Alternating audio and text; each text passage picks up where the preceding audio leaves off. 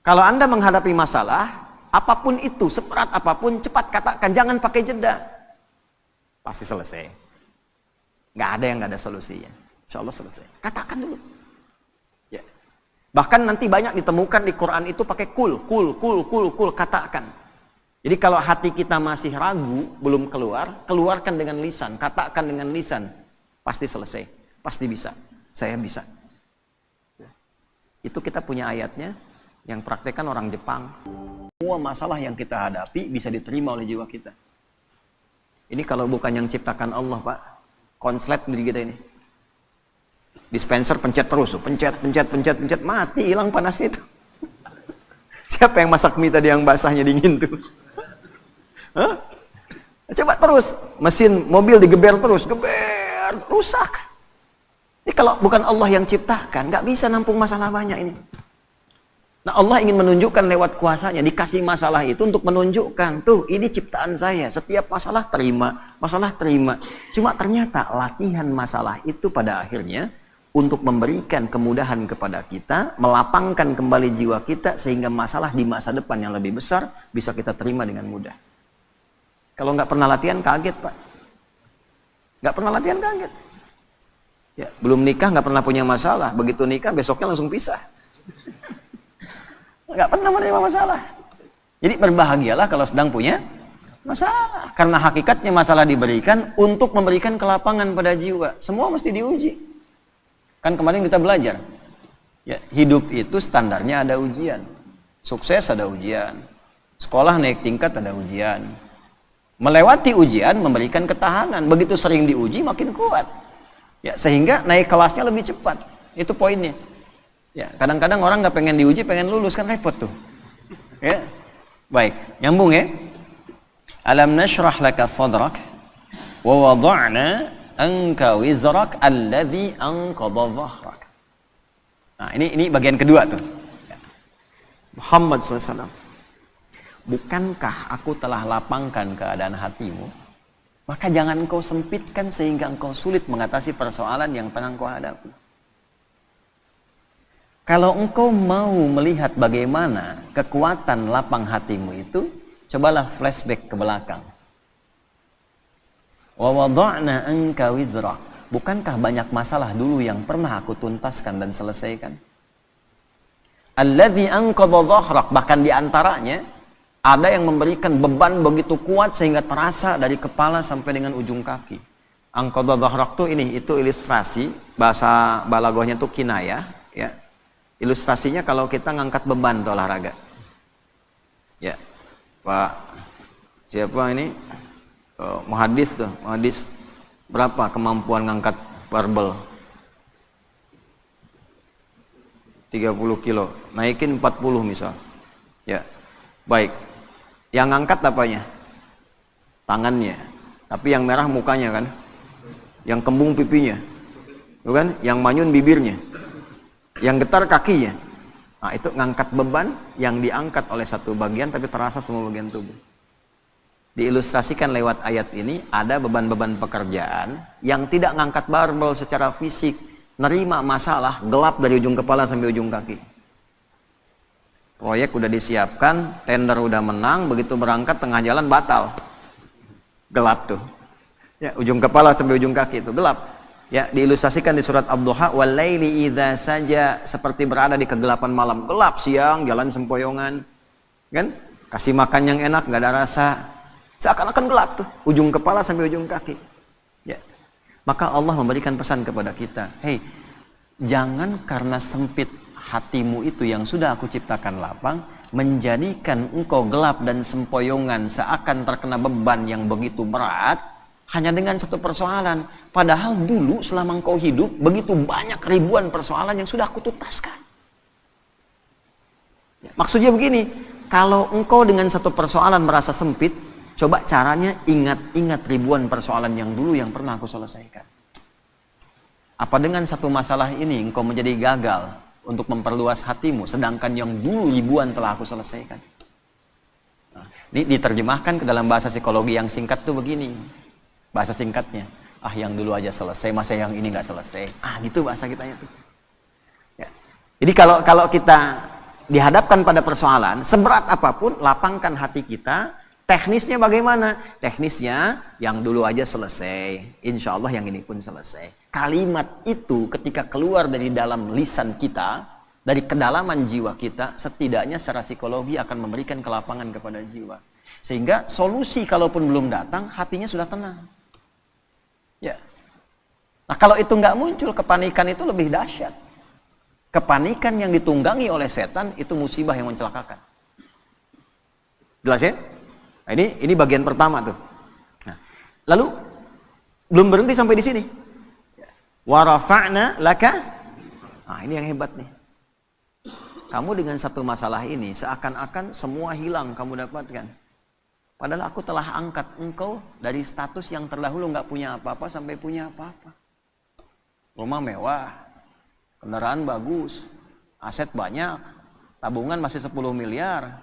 Proyek gagal 50 miliar langsung nangis seakan-akan gak kenal Allah. Kenapa saya ya Allah yang harus begitu? Kamu gak ingat dulu gak punya apa-apa? Aku angkat. Ya, pakaian kamu bagus. Mobil kamu gonta-ganti. Sampai sekarang yang ganti belum dipakai ke masjid. Kata Allah. Rumah yang luas itu belum pernah dipakai sholat sebagian-bagian rumahnya. Ya. Baju yang di lemari itu ada yang belum pernah dipakai ibadah. Tabungan juga belum tentu kamu bawa sampai dengan meninggal. Kenapa hitungan yang begitu luas tidak pernah kamu kemudian pikirkan untuk melapangkan hatimu, tapi karena satu persoalan kamu lupa dengan semua anugerah yang telah aku berikan. Jadi kalau Allah menguji satu hal, ini kesimpulan cepat di ilmu hikmahnya. Allah menguji satu hal yang kita lihat sebagai sesuatu yang gagal, itu tandanya kita diminta mengingat dengan syukur pada sesuatu yang telah kita dapatkan sebelumnya. Kalau mampu mendapatkan itu, maka itu modal awal untuk melipatkan anugerah yang sekarang kita anggap gagal. Gampangnya gini nih, ada proyek nih, ya. Nilainya misalnya 1 miliar. Udah proses bagus, tiba-tiba di tengah-tengah gagal. Padahal tendernya dapat, kemudian juga penawarannya bagus, disetujui. Begitu kita mau dapatkan, gagal. Maka ayat ini mengajarkan, jangan cepat simpulkan yang salah dulu.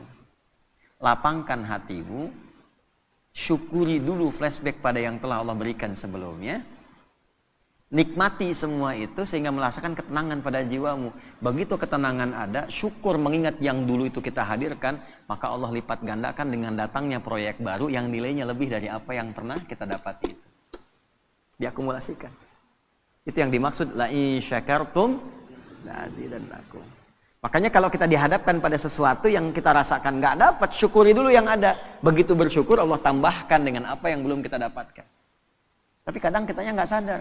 Maaf kita, bukan kita. Kadang orangnya nggak sadar gitu. Kadang orangnya nggak sadar.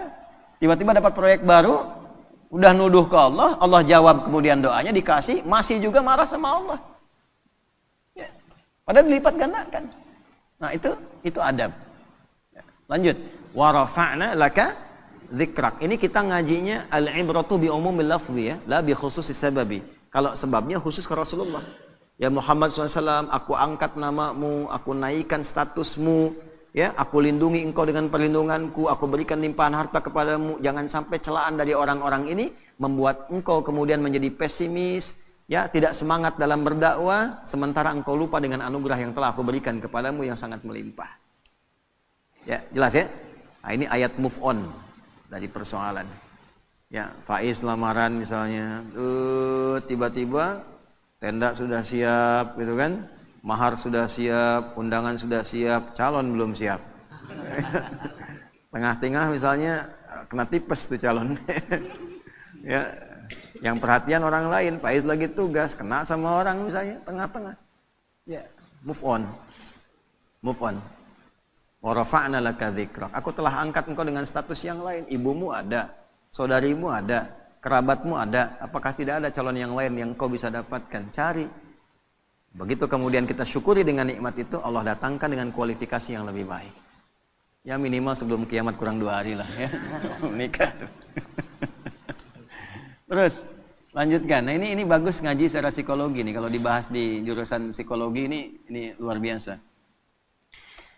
Bagaimana cara menguatkan pada jiwa supaya persoalan itu mudah kita terima dan suasana hati menjadi lapang, selain mengingat kenikmatan yang telah Allah berikan, berupaya meyakinkan diri bahwa persoalan itu ya kita bisa terima dengan baik, maka turun ayat keduanya. Lanjutkan ya.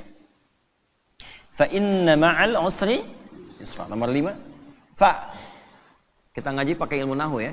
Fa harfu atfin rabitin baina syai'aini bila hudud.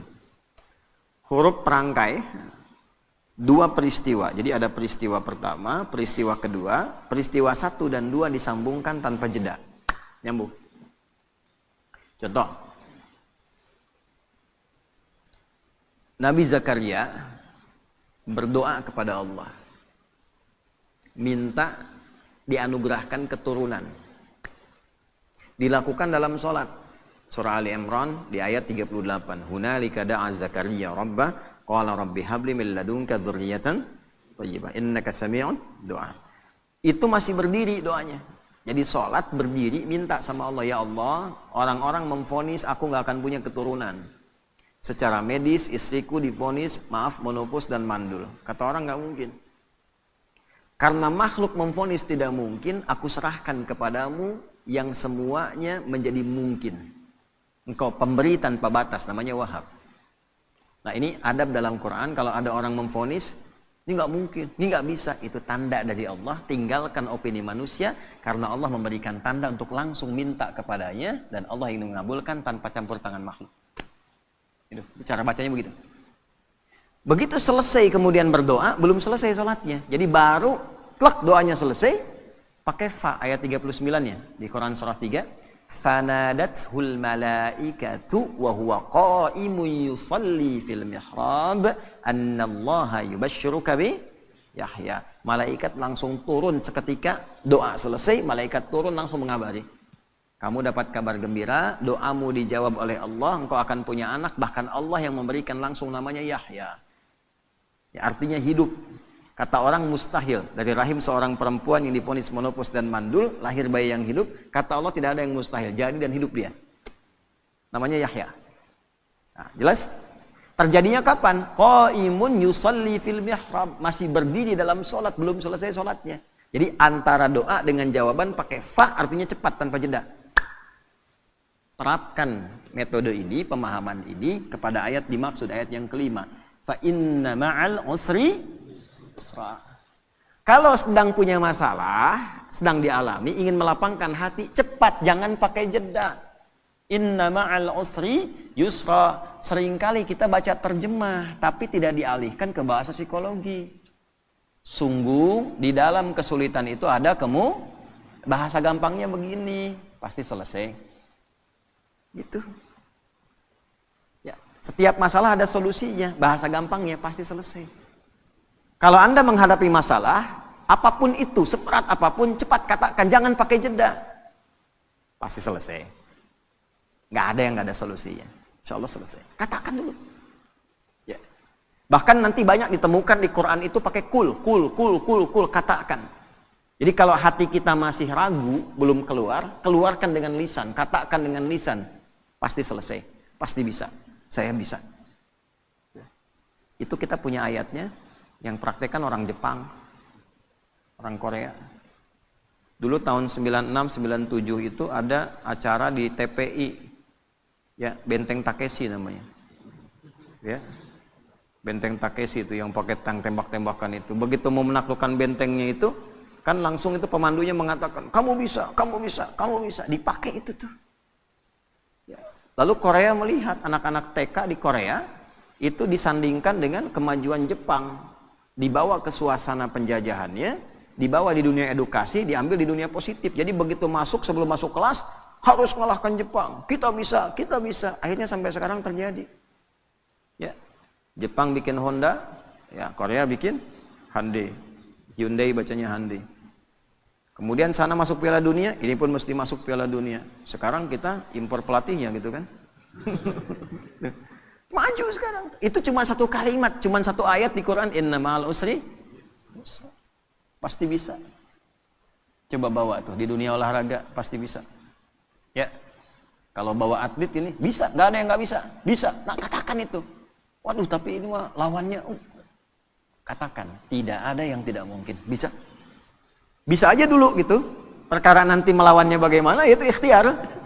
Bisa aja dulu. Ya. Lakukan dulu, tugas sempurnakan. Misi selesaikan. Ya. Yang pertama dilakukan itu tanamkan pada diri kita, ini bisa nih, nggak ada yang nggak bisa. Nah, itu seorang muslim begitu.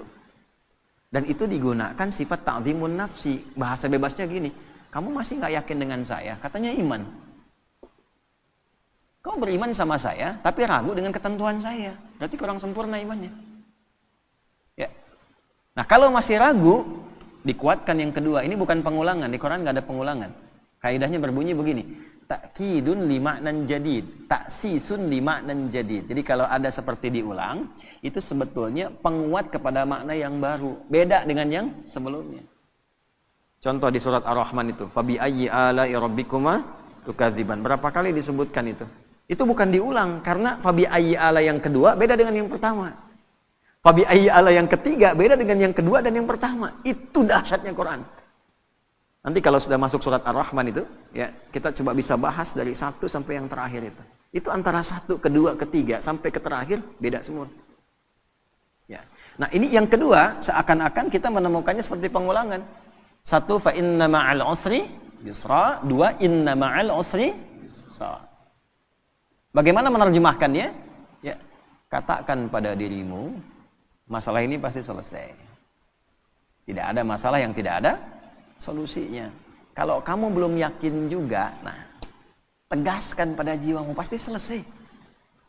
Gitu. Jelas? Tidak. Kalau belum yakin juga, tegaskan pada jiwamu. Innama, pakai taukid lagi. Ya, gini, pakai ilmu alatnya. Alatnya namanya di i'rab.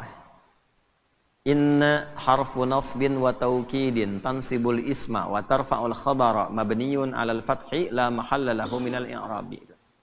Ya, paham? Tidak. Inna harfu nasbin wa taukidin, huruf nasab. Apa itu nasab? Kalau belajarnya di nahwu sampai di harokat saja. Huruf yang menjadikan kalimat itu berharokat fathah. Kalau jamak pakai kasrah.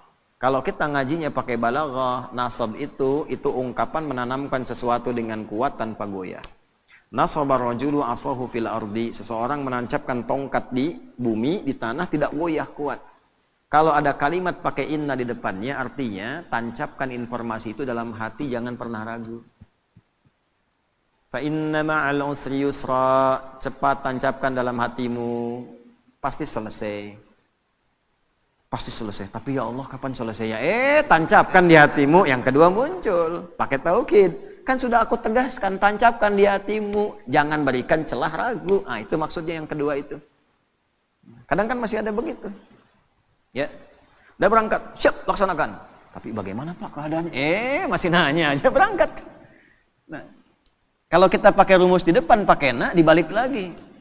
Kamu masih nggak percaya dengan keagunganku? Iman kita disoal di situ. Jadi kalau pakai bahasa tingkat tinggi jadi begini, kamu masih beriman nggak sama aku? Gitu kan? Kan bahasa kita kadang-kadang begitu, kamu percaya nggak sama saya? Nah, itu digunakan oleh Al-Quran, logika itu untuk ditarik, untuk meyakinkan jiwa kita. Ya, nah, jelas sampai sini? Nah, jadi setiap ada masalah, apapun itu, yang pertama optimis. Ini bisa dilakukan. Ini selesai. Ini ada solusinya. Jelas? Kalau sampai sini, hanya jadi optimisme pribadi. Solusi belum tentu datang. Cuman sampai ke ketenangan. Karena itulah Allah sempurnakan ayatnya. Fa'idha faraghta. Nah, pakai fa lagi, kita pakai ilmu yang tadi.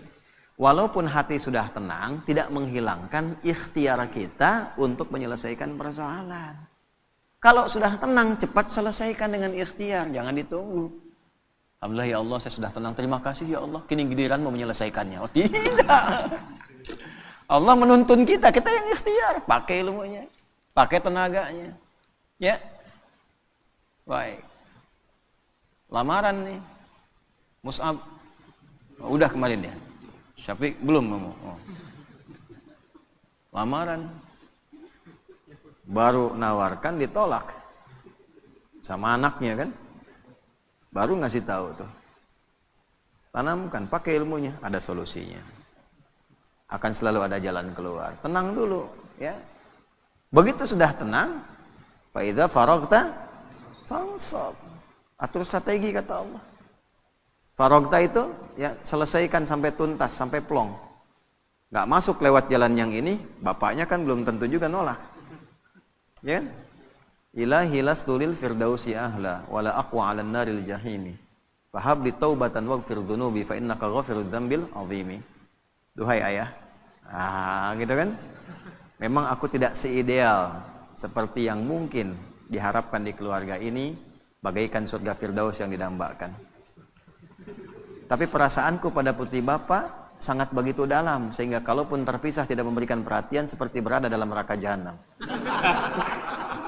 Fahabli taubatan waghfir dzunubi. Aku menyadari aku punya kekurangan. Tapi aku akan tunjukkan bisa menutup itu dengan kehadiran putri Bapak. Mohon dimaklumi, mohon toleransi. Fa innaka ghafirudz dzambil azimi. Karena saya yakin Bapak itu pribadi yang penuh kasih dan perhatian. Jadi itu. Ya. Jadi maksudnya apa? Ini kan cuma contoh aja. Nah, anak-anak muda kan banyak di sini. Ya, itu saya kasih ilmu itu dipraktekkan jadi tuh. Ada yang ditolak anaknya 3 kali, bapaknya datengin tuh, ya, jadi, ya, dalam beberapa hal gitu ya, beberapa kondisi. Nah, saya mau kembalikan pada satu sisi dan hikmah akan datang setelah itu. Kalau ada pekerjaan apapun, tugas di kantor, apapun itu, optimis dulu. Setelah itu ada ketenangan. Nah, kalau sudah tenang, ilmu dipakai. Siapkan strateginya, eksekusinya bagaimana. Nanti kalau kita masuk ke manajemennya itu ada di Al-Baqarah ayat 214 untuk manajemen persoalannya. Solusinya di Ali Imran ayat 142. Ini bukan ilmu takatik ya. Di Quran itu nanti ada numerik tentang keistimewaan angka-angka. Problem 214, Quran surah 2, ayatnya 214 itu posisinya kanan bawah, 214. Begitu diberi solusi, pindah ke surah 3, naik ke atas, paling kiri sebelah atas. Di dari bawah dipindah ke atas. Terus problemnya dipindahkan ke belakang, 142. Quran surah 2, ayatnya 214. Begitu naik ke atas, kiri atas, naik dari bawah ke atas, 2-nya dipindah. Jadi yang 2 itu yang persoalan, dipindahkan ke akhir. Jadi ayat 142.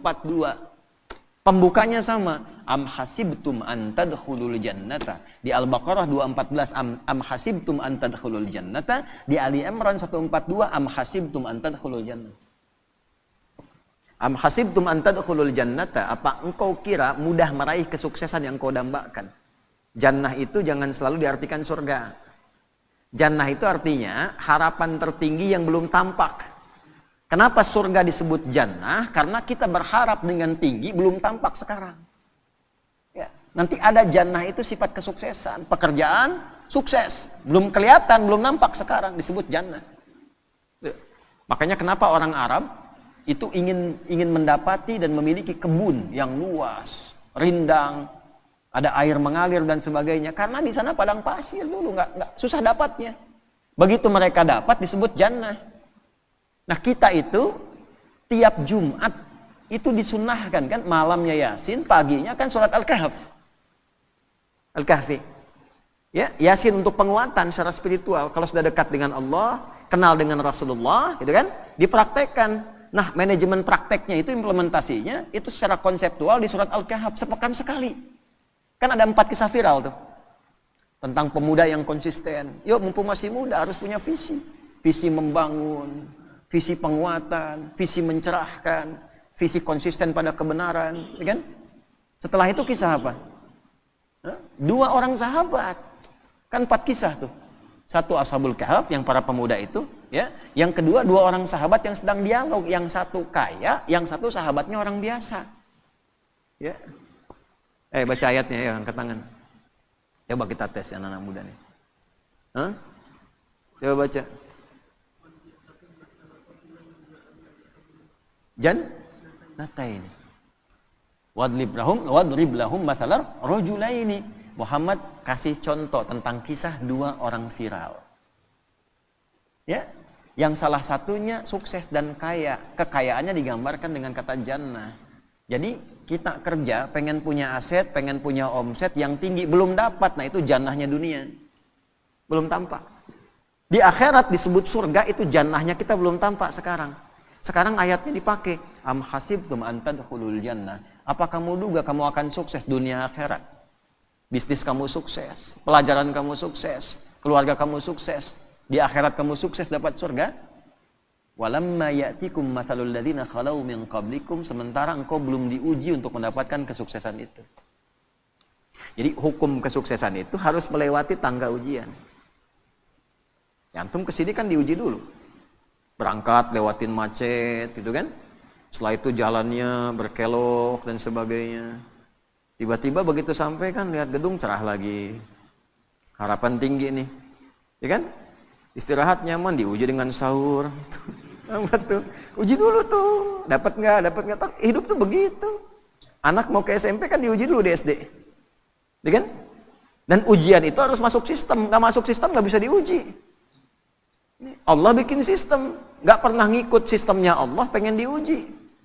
Sholat nggak pernah. Baca Quran nggak pernah.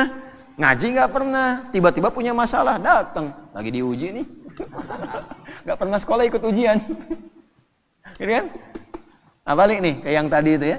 Nah, sementara engkau belum diuji. Jadi ini secara fikihnya kita ambil gini kesimpulannya. Jadi sebetulnya kalau kita mendapatkan ujian itu hasil doa kita. Misal, ya Allah, saya pengen lulus nih ke satu kampus A. Dikirim tuh ujian. Menghafal, belajar, ini diuji dan sebagainya. Itu diturunkan sifat itu untuk mengabulkan permintaan kita. Sama di pekerjaan juga begitu. Ya Allah, saya pengen berkah, dikirimkan nih. Ini ujiannya begini. Nah, sifatnya sesuai kemampuan. La yukallifullahu nafsan illa masathumul ba'sa, yang kecil. Kalau harapan kecil, ujian kecil. Nggak mungkin antum punya cita-cita kecil, ujian besar, itu nggak mungkin. Pasti kecil. Dharra, menengah. Anda punya kalkulasi proyeknya untuk 50 miliar, tahap menengah, ya ujiannya pun akan menengah. Wah, sudah naik nih 100 miliar. Wazulzilu, sudah makin naik lagi. Jadi Allah menyeimbangkan dengan kadar harapan dan cita-cita kita. Artinya, kalau diuji dengan sesuatu yang berat sampai menggoncang kepada hati, tandanya Allah ingin melimpahkan anugerah yang berlipat dari sebelum-sebelumnya. Ya. Diuji masalah rumah tangga sampai menggoncang dan sebagainya. Artinya kalau kita lulus tuh, insya Allah di dalamnya ada kenikmatan yang lebih besar yang tidak ada sebelumnya. Gitu. Demikian di pekerjaan, demikian di ilmu dan sebagainya. Cara menyelesaikannya bagaimana? Fa'idha faraghta, tenangkan dulu hati, lalu bikin strategi. Strateginya pindah ke Ali Imran. Ayat 142. Sebelum pindah di ujung Al-Baqarah ayat 214, itu kalimatnya begini. Hatta yaqula rasulu walladzina amanu ma'ahu mata Rasulullah, sampai nanti dipaksa ada orang mengatakan begini, ya Allah, kapan ini selesai? Ya Allah, kenapa harus saya? Kapan selesai? Nah, itu kalimat manusiawi yang kadang keluar. Kalau sampai titik itu ada, solusinya langsung turun. Cuma sayangnya di terjemahan diartikan begini, ketahuilah. Gitu. Padahal ala itu harful ikhbar wa taukid. Huruf yang mengabarkan untuk meyakinkan. Bahasanya begini, ala, yakinkanlah pada dirimu. Allahu Akbar. Nah, gini ya. Kita sedang diuji dengan masalah. Berat masalahnya. Kita ngadu, ya Allah, sampai kapan ini berakhir? Turun jawaban, ketahuilah. Dengan yang kedua, turun jawaban, yakinkanlah pada dirimu. Kira-kira lebih berdampak mana? Satu atau dua? Ala inna nasrallahi qarib. Yakinkanlah pada dirimu. Aku tegaskan, tanamkan pada hatimu yang paling dalam, jangan pernah ragu. Pertolonganku akan segera datang untukmu. Nah, bagaimana menjemputnya? Ya, kalau dijemput kan lebih cepat. Ya, penghulu datang, ditelepon lagi, di mana Pak? Gitu kan, dalam perjalanan. Dalam perjalanan itu baru jalan dari rumahnya ke depan pagar. Dalam perjalanan. Sekarang kan banyak begitu kan? Di mana? Sudah on the way. On the way itu betul, itu jalan, baru jalan, belum sampai ke pangkalan. Gitu ya. Nah, makanya dipastikan dijemput supaya nggak telat. Cara menjemputnya bagaimana? Am hasibtum, dibuka dengan kalimat yang sama. Am hasibtum an tadkhulul jannata walamma ya'lamillahu alladhina jahadu minkum wa ya'lamas sabirin. Itu yang 142. Pindahkan problemnya 2 ke ujung jadi 142. Cara mindahkannya bagaimana? 1, jahadu, turunan kata al-juhdu. Juhdu itu kesungguhan, keseriusan. Jadi kalau pengen sukses, sungguh-sungguh. Ini yang belajar-belajar nih, kalau pengen jadi ulama, serius. Makan serius. Ada nasi mie diburu. Serius nungguin. Ngapalin Quran gak serius. Baru 2 ayat ngantuk tidur. Serius. Kan? Ngaji kitab gak serius. Makanya kitab setengah-setengah. Keluar fatwa kencang, begitu baca halaman berikutnya berubah. Serius, belajar serius. Pengen sukses, karir serius, sungguh-sungguh. Ya, pengen sukses pekerjaan, serius, sungguh-sungguh. Ya, double, terus double, optimalkan, serius. Bagaimana membangun keseriusan itu? Nah, itulah indahnya Quran, tuntas. Ini bukan cuma serius, tapi bagaimana langkahnya? Ada 3 turunannya. Juhdun itu 3. 1, dari kata juhdun muncul kata ijtihad. Ijtahada yajtahidu. Kesungguhan melahirkan konsep. Masih terkonsep. Secara konseptual apa? Strateginya apa? Mitigasinya bagaimana? Itulah sebabnya sholat pertama kita disebut subuh. Dari kata asbah, yang sudah siap dengan rencana yang terukur. Jadi nggak ada orang Islam bangun dari tidur kecuali sudah tahu planningnya apa. Jam 7 apa yang dikerjakan, jam 8 ada. Ini iktikaf jam 10 ngapain, jam 12 ngapain, tengah malam ngapain. Terukur. Orang yang punya konsep dan terukur dengan program, maka teratur aktivitasnya. Jelas capaiannya. Ya. Jadi semua terukur, bisa disentuh, bisa dilihat, bisa dijangkau. Terasa. Nah itu ijtihad namanya. Yang kedua, kalau konsep sudah rapi, eksekusi dengan sungguh-sungguh. Itulah jihad. Jihad itu perjuangan fisik, implementasi dari sebuah konsep. Kesungguhan mewujudkan apa yang telah disiapkan, itu jihad namanya. Makanya jihad itu jangan dibatasi pada aspek pertahanan militer saja. Ya, orang tua, ini ayah cari nafkah, jihad. Ibu, istri, merawat anak itu jihad. Dari mulai dikandung, jihad itu. Ini yang sedang belajar itu jihad. Ya, jihad itu sungguh-sungguh. Jadi jangan alergi dengan kata jihad, karena jihad itu positif asalnya. Berjuang dengan sungguh-sungguh, membela bangsa, bela negara, itu jihad. Makanya keluar resolusi jihad. Ini kalau belajar ya, nih saya gambarkan di surah 9 ayat 122 At-Taubah. Ini sekaligus kan kita tersambung live nih, yang dapat LPDP dari negara atau beasiswa keluar, ya, atau ini yang DAU dan ABD Umat yang sekolah-sekolah ke Timur Tengah, ke Al-Azhar lewat Kementerian Agama, LPDP lewat Kementerian Pendidikan dan Kebudayaan dan sebagainya. Itu kalau dia Muslim yang dapat dan dia beriman, berlaku ayat ini. Wa ma kanal mu'minuna liyanfiru kaffah. Kan? Falaula nafara min kulli firqatin minhum ta'ifah liyatafaqahu fid din. Tidaklah semua orang yang beriman itu ingin tergerak berjuangnya secara fisik semua. Mesti ada di antara mereka kalangan intelektualnya. Dan intelektual ini diwujudkan dengan belajar yang sungguh-sungguh. Tafakuh itu sampai paham. Asalnya faqih. Faqih itu mengerti.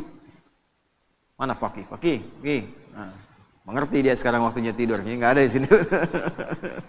Nah, fikih itu paham, mengerti. Ya. Tafakuh berusaha sampai paham. Jadi orang beriman tuh gini, kalau belajar sampai ngerti. Ya, duduk paling depan. Nggak paham tanya. Jadi beda antara masuk dengan keluar. Masuk belum paham, keluar harus paham. Itu orang beriman. Bukan duduk paling belakang, nitip absen, nggak pernah nanya, ujian minjem catatan teman gitu kan. Pinter iya, cuman terbatas sampai ujian, habis ujian hilang. Gitu. Syahadi wallahi katanya, ajaban lazam. Gharib Indonesia. Jadi orang Afrika datang ke saya bilang, jadi ini Indonesia ini teman saya ajaib nih. Bingung saya. Kenapa? Kemarin ujian. Aneh belajar udah 3 bulan nih katanya. Malamnya itu, besok mau ujian, teman saya si Fulan pinjam catatan. Itu begitu keluar, saya 7,5, dia 8 kan. Saya bilang dia belum tahu sistem SKS tuh. Sistem kebut. Oh sekarang ada yang sejam pak. Itu. Nanti suatu saat kita belajar bagaimana anugerah Allah kepada kita yang kita syukuri sebagai bagian dari warga negara, bangsa dan masyarakat Indonesia. Orang Indonesia itu luar biasa. Oleh Allah dikasih nikmat yang banyak. Apa aja dari tubuhnya itu selalu istimewa. Saya gambarkan satu lidah aja nih. Kita itu lidah yang paling fleksibel termasuk di dunia. Dipakai bahasa apapun cepat. Silakan Anda lihat ya. Dengan segala hormat, ini untuk menunjukkan saja anugerah ya, tahadus binikmah. Orang India belajar bahasa Inggris, akan kelihatan cengklok Indianya. Selancar-lancarnya orang India bahasa Inggris akan tetap kelihatan India. Cina pakai bahasa Arab akan tetap kelihatan Cinanya. Orang kita. Assalamualaikum. Kaifa halak? Masya Allah, Sukabumi. Bedunnya. Ya, saya tugas 2010. Badan besar begini gitu kan, datang nyalamin para jemaah kita di bahasa Arab fasih, ternyata Sukabumi.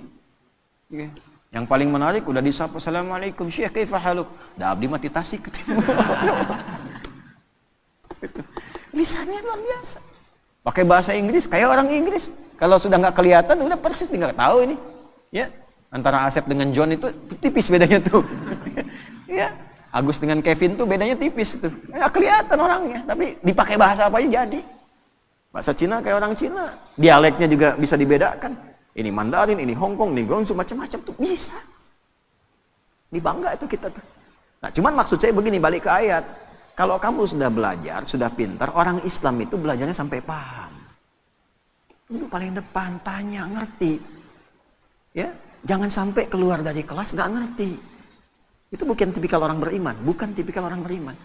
Oh, hadisnya jelas kok. Bainama nahnu julusun 'inda Rasulillah sallallahu alaihi wasallam idh tala'a 'alaina rajulun shadidu bayadith thiyabi shadidu sawadi sya'ri la yura 'alaihi atharu safari fala ya'rifu minna ahadun fajalasa ila an-nabi sallallahu alaihi wasallam wa asada rukbatayhi ila rukbatayhi wa kaffahi ala fakhidhihi faqala ya Muhammadun akhbirni 'anil Islam. Itu kan di hadis Muslim, nomor hadis yang ke-8 itu. Ya, malaikat tuh ngajarin sampai nyontoin nyamar gimana cara belajar yang betul. Datang tiba-tiba dengan pakaian yang bersih. Mau belajar pakaian bersih. Kalau lusuh tuh udah pasti berpengaruh pada cara menangkap pelajaran. Udah nggak mandi, pakaian seadanya. Tuh, pasti nangkap ilmunya pun seadanya. Sampai di hadisnya detil sekali. Rambutnya tersisir rapi. Tidak kelihatan bekas mampir. Sehingga energinya fokus belajar. Wah, ini mau datang ke kampus, mampir dulu mie ayam, depannya soto, depannya lagi bubur gitu kan. Energi tinggal sedikit lagi. Begitu nyampe ke kelas, habis tuh. Ya, duduklah paling belakang, nyandar. Bahkan ada yang dicukur sebagian. Ya. Setelah itu apa? Duduk paling depan. Duduk paling depan, sampai dekat dengan guru. Sehingga apa? Kalau mic kayak tadi dengung dan sebagainya, nggak jelas, di depan jelas. Yang kedua, nggak bisa buka status, pasang status susah depan ustadz. Mau ngantuk tahan-tahan, belakang bisa senderan. Ya, terus ada cover lagi kan kadang-kadang. Depan nggak bisa, memaksa diri kita tuh nyatet, dengarkan, paling depan. Nah, kalau sudah paham, waliyundziru qaumahum, pulang bangun negerimu, itulah hebatnya Islam. Yang nonton-nonton nih diaspora nih, pulang. Ya, jangan andalkan pemerintah, anggaran sekian, tapi bagaimana kami? Orang beriman itu ciptakan kondisinya. Kamu yang kreatif, jangan selalu harus difasilitasi. Untuk apa jauh-jauh sekolah kalau nggak bisa bikin sesuatu? Sifat Quran pulang dan detil kalimatnya, waliyundziru qaumahum, pulang bangun desamu. Ini orang mana? Tangerang. Orang mana? Medan. Pulang ke Medan. Medannya di mana? Di Medannya tuh, ya. Benar tuh. Ya. Mana Semarang? Udah Boyolali gitu kan? Enggak apa-apa, bagus. Semarang, Klaten kan, dari Semarang 2 jam lagi, kan enggak apa-apa. Medan di mana? Medannya pulang ke Medan. Medan ke Medan, Tangerang pulang ke Tangerang, Garut pulang ke Garut, ya, pulang ke masing-masing. Nanti di masing-masing itu bangun desanya masing-masing dengan kepakarannya. Insinyur apa? Daerahnya apa? Hebatnya itu mitigasi. Sebelum berangkat, oh saya dari Goa nih, misal Sulawesi, daerah saya butuh ini, dapatlah beasiswa, berangkat dia ke situ sesuai jurusan, pulang bangun desanya. Kalau semua pelajar begini di negeri kita, maju Indonesia itu. Dan itu sifat iman di dalamnya. Orang beriman itu begitu. Jadi cinta kepada negara, cinta negeri itu tidak hanya diwujudkan dengan kata-kata, ditunjukkan. Kamu pelajar begini mencintai negerimu. Kamu pengusaha begini mencintai negerimu. Yang paling hebat tuh begini, kamu makan di Indonesia, minum di Indonesia, kerja di Indonesia. tapi belum bisa memberikan sesuatu bahkan untuk orang yang mensuplai kekayaan kamu itu, maka keluar zakat. Gitu. Keluar infak. Nah, skema infak itu bukan ke pusat dulu, di daerah kita bekerja dulu, beraktivitas. Bantu itu supaya sama-sama sukses. Jadi semua itu ada babnya, yang ilmu didharma baktikan, yang kaya didharma baktikan, ya kan? Jangan sampai makan di sini, minum di sini, harta dibawa keluar, ya kan? Yang dibangun yang di luar, di dalam nggak dapat apa-apa. Itu bukan tipikal orang beriman. Ini kita ngaji Quran ya, sebagai spirit orang Islam, apalagi Ramadan. Nah, jadi itu sifatnya. Ya, jahadu, jihad.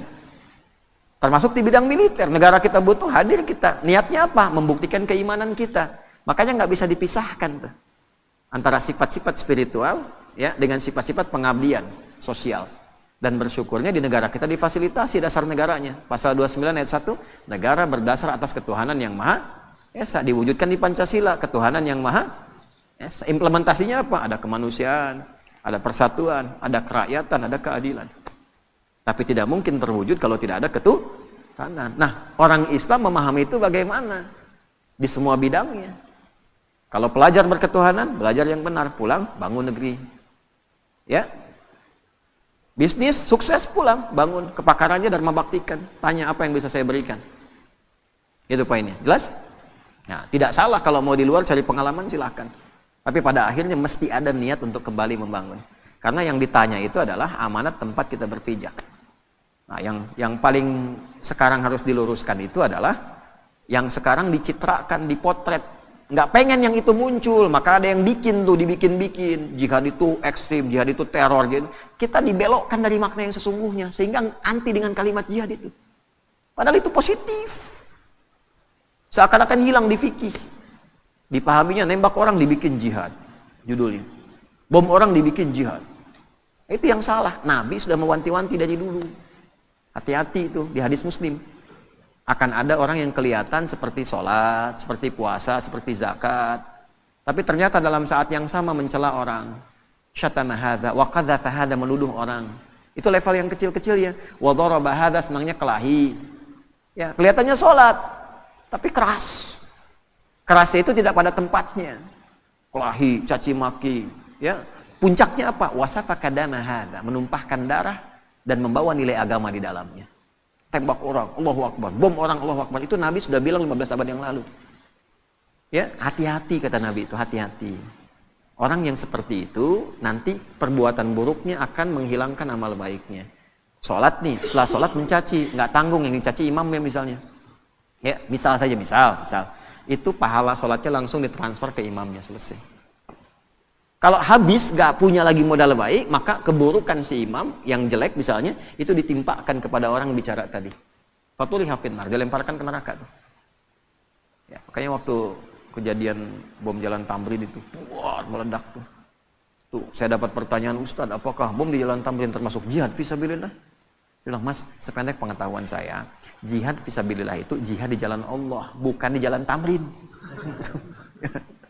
Nah, itu ya, penting belajar itu tuh. Iyakum wa iyahum, kata Nabi akan muncul nanti kita itu pada bingung. Ada orang gelarnya sama semua, ustadz semua tuh. Ustadz, bisa kiai, bisa macam-macam. Itu banyak nanti hal seperti itu terjadi. Lalu yuhadditsunakum bima lam tasma'uhu aw yasma'unahu aba'ukum. Bikin kamu bingung. Ini agama bukan, benar bukan, lain bukan. Iyakum wa iyahum, kembali ke standar. Standarnya Qur'annya ini, hadisnya ini, ulama kita ngajarin ini. Kalau sudah masyhur itu dan menyalahi, iyakum, tinggalkan saja. Kalau tidak ada pengikutnya nanti hilang sendiri. Itu. Nah, cuman problemnya kadang pasar bebas. Di kita itu gini, sudah tahu salah tapi ada aja pengikutnya. Kan kita tahu setelah Nabi Muhammad tidak ada nabi baru. Kita tahu itu palsu tapi ada aja pengikutnya tuh. Ya? Nah, itu problem. Fa idza faraghta fansab. Jadi kalau ada masalah selesaikan, jangan didiamkan. Selesaikan. Tuntaskan. Kalau didiamkan terakumulasi. Tenangkan hati, selesaikan, jangan ditunda-tunda. Cepat, pakai fa idza faraghta fansab. Dan terakhir, wa ila rabbika tawakkal. Sudah, yang aku tugaskan sebagai penutup, kata Allah, yang aku tugaskan kamu ikhtiar, bukan menentukan hasil. Jadi kalau kerja, jangan orientasi pada hasil, nanti kecewa ujungnya. Gitu. Hasil itu prerogatif siapa? Allah. Yang tahu maslahat bukan siapa? Yang tahu baik tidak siapa? Kan kita cuma pengen aja, tapi belum tentu itu baik untuk kita. Karena itu tawakal penting, serahkan pada Allah. Nah, mampir kita setelah kerja, datang ke masjid atau sholat 2 rakaat, bilang, lakukan, ya Allah, saya sudah berikhtiar seperti apa yang telah Engkau perintahkan, dan saya bertawakal seperti apa yang telah Engkau janjikan. Jika dengan semua ikhtiar yang telah saya lakukan belum mampu menghadirkan apa yang Engkau janjikan, maka mohon berikan petunjuk kepada saya dengan cara apa lagi saya mesti menjemput apa yang Engkau janjikan. Kan rezeki itu dijanjikan, wa fis sama'i rizqukum wa ma, rizkimu sudah aku tuliskan, kamu bergerak, aku berikan, aku janji itu. Kita nagih, cuma nagih dengan cara yang benar, nggak pernah ikhtiar nagih, ya kan? Nah, jadi itu tuh. Jadi kalau Anda kerja, orientasinya hasil, nanti kecewa. Udah saya siapin, udah rapi, udah gini, ya nggak jadi. Sebenarnya Allah mau apa ya? Dia mau apa? Itu. Nah ini poinnya. Seringkali kita lulus dari rukun iman itu cuma 5, yang ke-6 jarang. Padahal dibuka dengan iman, yakin, nggak boleh ragu. Ini tiangnya 6 nih, nanti ada barcode di setiap tiang, bisa di-scan. Ya, ini 6 nih menggambarkan rukun iman. Jadi kalau ke masjid harus hatam keimanan itu. Di luar menara 5 tingkat rukun Islam, nanti boleh ada tangganya. Di setiap tingkatan itu ada spot untuk istirahat, nanti barcode-nya di-scan. Di situ ada penjelasan. Iman pada Allah, malaikat, kitab, rasul, kiamat, yang terenam qada dan qadar.